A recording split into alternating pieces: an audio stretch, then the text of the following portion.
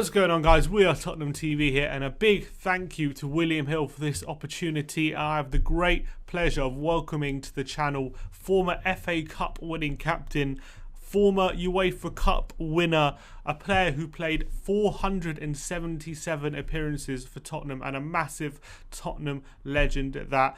Gary MABBUTT, welcome to the channel, Gary. First of all, Gary, I want to commend all your good work you've been doing during lockdown, calling old vulnerable Spurs fans who need someone to talk to, even my grandpa included, who's been a benefit of your time, you giving up your time calling up vulnerable Spurs fans, and it really made his day on his birthday. I just want to ask you, how has this experience been for you? To be honest, it's been very worthwhile and very rewarding. Literally 5 minutes ago, I put the phone down. I've made 10 calls this morning already to people who've got birthdays or anniversaries, special occasions. And yes, I started at the lockdown, crikey, back in March. So I've been doing it for about sort of 8 months now. And every day, so I call people who've got special occasions. And we have a chat. All the people are in the vulnerable age group. I've spoken to people who are 70 up to the age of 99, one gentleman. So I think what's been great is that for myself, the idea behind it is that I can call people up, wish them a very happy birthday or happy anniversary, have a chat to them, and then generally have a chat about Spurs, their first games they saw, their favourite players. But generally, when you talk to people after 5 or 10 minutes, and generally most calls are like 15 to 20 minutes. Had one gentleman who was on for over an hour, and so a couple for 45 minutes, but generally 15 to 20 minutes a call. You can tell if they're in good spirits, you can tell if they're doing well and they're coping. Unfortunately, you can hear also if people are struggling, not in good spirits. And if that's the case, we have the Tottenham Hotspur Foundation, who have healthcare experts who can then assist and come in and help. We've had people, unfortunately, who've lost their partners to COVID, I've been speaking to.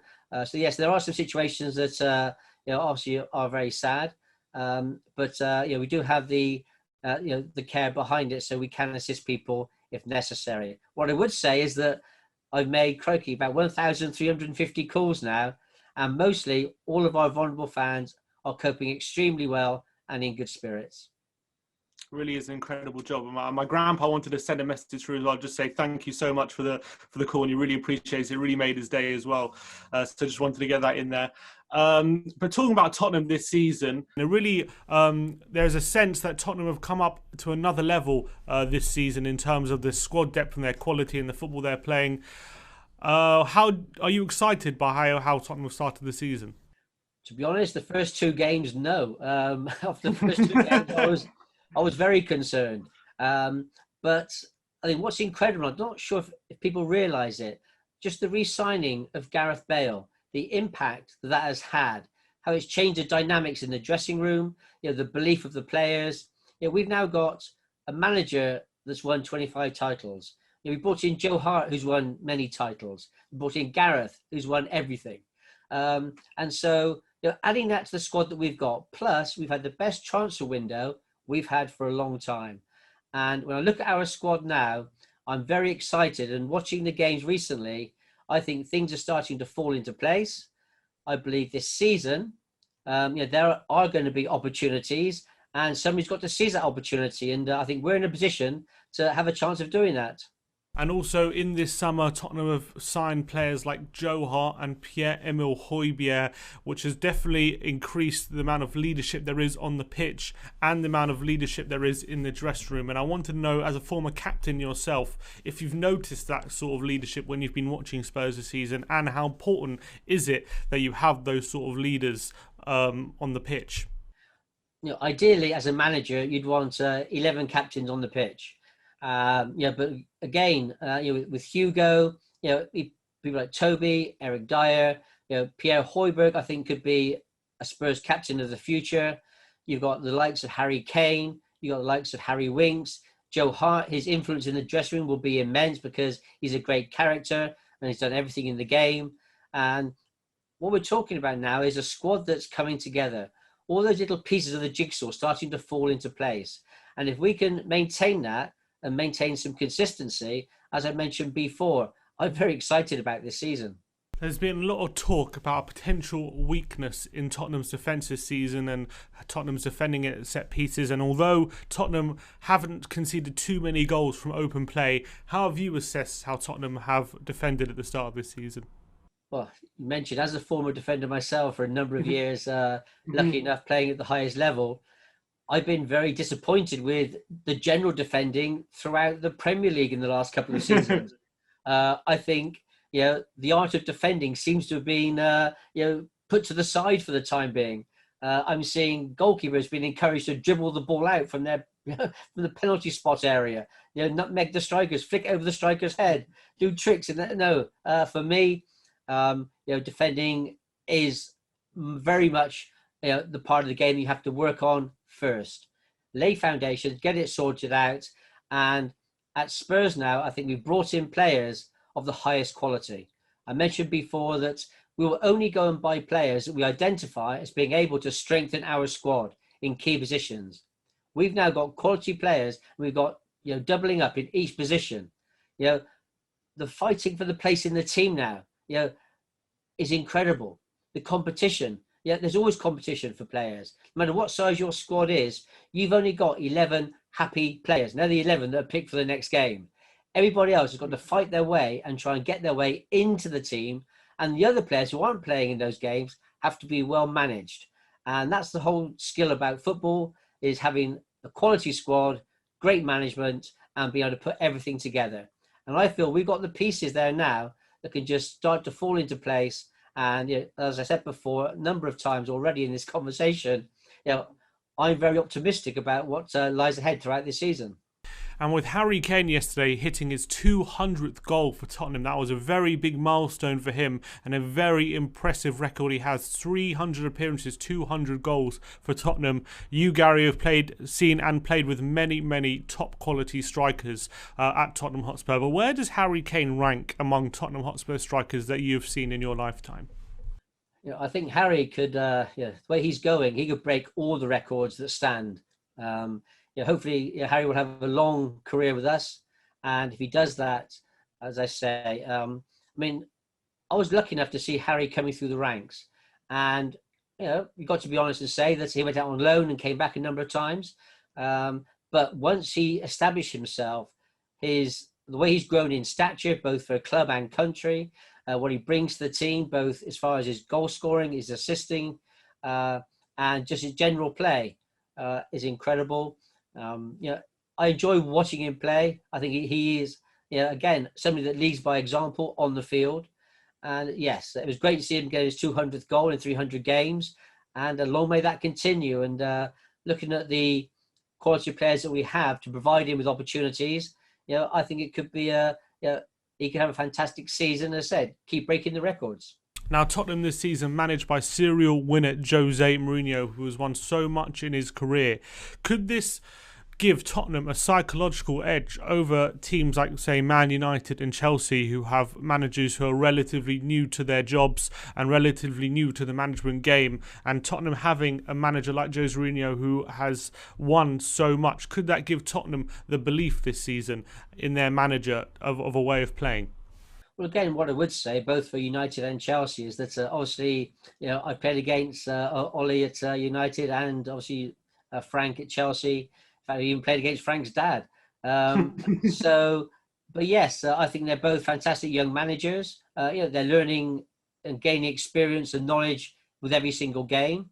But things can be tough. It's not being a Premier League manager. It's not easy.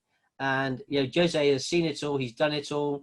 25 titles to his to his career so far, and it looks like to me that he is determined to add a lot more trophies to that cabinet.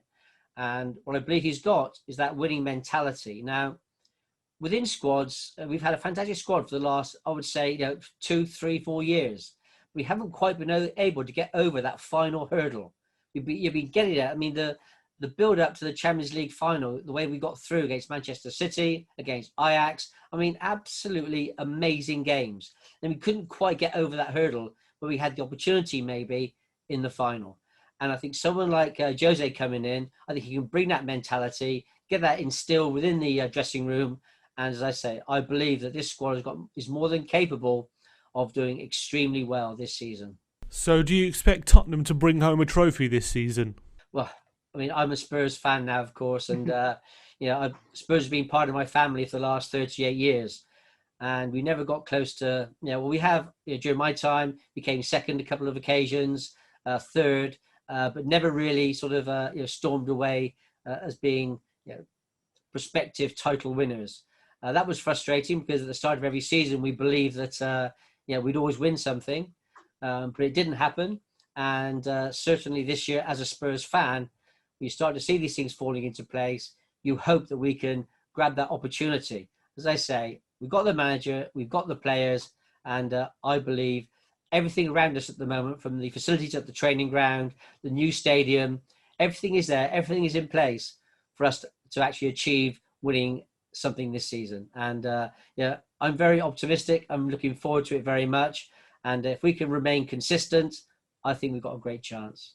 One thing I wanted to get your opinion on is the lack of fans currently in the stadium at the moment. We've seen with Tottenham this season, their home form has dipped. It seems to be a trend throughout the Premier League that there is a dip in home form. And I'm wondering, I want to know from you, is the lack of fans and the lack of intense pressure from fans watching in the stadiums affecting teams' home form and the way teams play this season? How do you think that's affecting teams? We are in very strange times, never seen before. And occasionally in the past, there's been one game that's been played behind closed doors because of obviously maybe crowd trouble or whatever, but nothing like this. And we are in the entertainment industry. We go out there on the field to entertain our supporters, to win games for our supporters. And that intensity and that passion that's created inside the stadium by the supporters is just not there. And in my opinion, football is just not football as we know it without the fans in the stadium. I believe it's very, very difficult for the players to try and raise that passion, get that same intensity. And you've seen that in a number of games. And that's why we're getting such strange results, I believe. That's why I also believe that there's great opportunities for anybody to take advantage. At the end of last season, we seem to be responding better than most other clubs to playing behind closed doors. Our home form, as you say, has not been the best. But again, it's all strange. It's all different. And for me, I'm not particularly enjoying watching games on television. I don't really like it with the crowd background because suddenly you get a cheer and nothing's happening. So I never watch games listening with the crowd in the background. And you can hear it as it is. And it is very strange. But, players got to go out there. They're there to do their role is to win games, to perform on the field of play. And it's players that can get over the difficulties of the situation that they're in, that can pull together and make that happen. That team spirit has to be at the forefront. If you go out there as a team of individuals, you've got no chance. You've got great individuals, but alone, they won't do anything with no crowds in the stadium. A team together, as I mentioned earlier, I believe pieces are starting to fall into place. The atmosphere within the squad, the re-signing of Gareth Bale, I think everything is looking very, very positive. So, as I said, I'm smiling, I'm happy at the moment, and looking forward to the rest of the season. All right, and we look forward to fans being back in stadiums, and especially with the team Tottenham have, I'm sure there'll be a great atmosphere. But Gary, thank you very much for coming on the channel. It's been an absolute pleasure speaking to you. I just want to commend you once again for all the amazing work you're doing in lockdown, and I'm sure every single person who's received a call from you really appreciates all the work you've been doing and all the time you've been putting in. We at WeAreTottenhamTV especially appreciate all the time you've been putting in. So I just wanted to once again commend you for all the great work you're doing, and thank you for giving up your time to talk to us. And we hope to have you back on at some point soon. But thank you for coming on. It's been an absolute pleasure, Tim. Thank you very much.